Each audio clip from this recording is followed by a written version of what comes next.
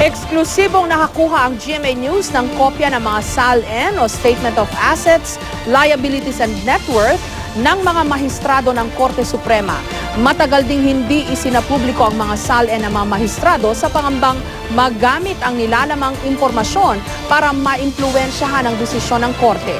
May report si Lia Manialac del Castillo. Sa loob ng 20 taon, hindi pwedeng isapubliko ang SALN ng mga mahistrado ng Korte Suprema. Pero nang dahil sa impeachment case laban kay dating Supreme Court Chief Justice Renato Corona, muling pumayag ang kataas-taasang hukuman na ipakita ang mga SALN nila taon-taon. Lumalabas sa 2012 SALN ng mga mahistrado.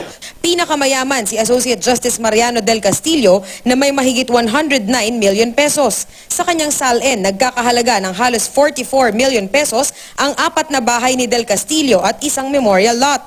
Halos 49 million pesos naman ang pera nito sa bangko kasama na ang ilang stocks, bonds at iba pa. Pangalawa sa kanya si Senior Associate Justice Antonio Carpio.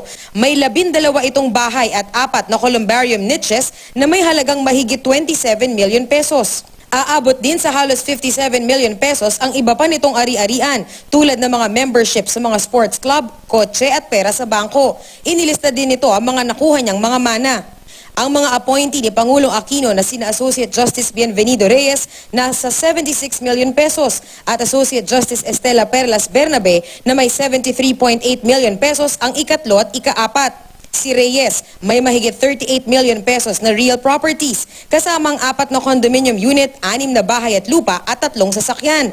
Aabot din sa 40 million pesos ang pera sa bangko, alahas, investment at gamit sa bahay.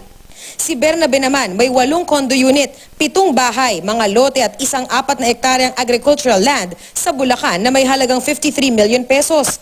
May 24 million pesos din siyang pera sa bangko, sports club shares, alahas at sasakyan. Ang Chief Justice na si Maria Lourdes Sereno, ika-10 na may 18.1 million pesos. May halagang halos 9 million pesos ang 4 na bahay at lupa nito at memorial lot.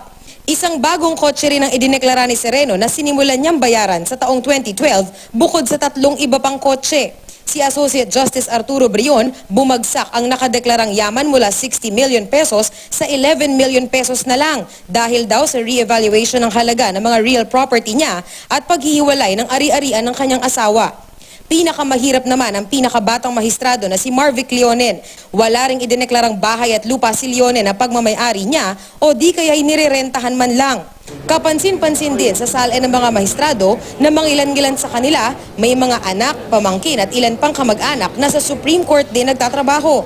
Pati mismo si Sereno, ang anak na abogadong si Jose Lorenzo, ang mismong executive assistant. Matagal na panahong hindi binuksan sa publiko ng mga mahistrado ang kanilang mga SALN dahilan sa umiiwas silang magamit ito sa kanila na mga grupong may interes sa mga kaso sa Korte Suprema.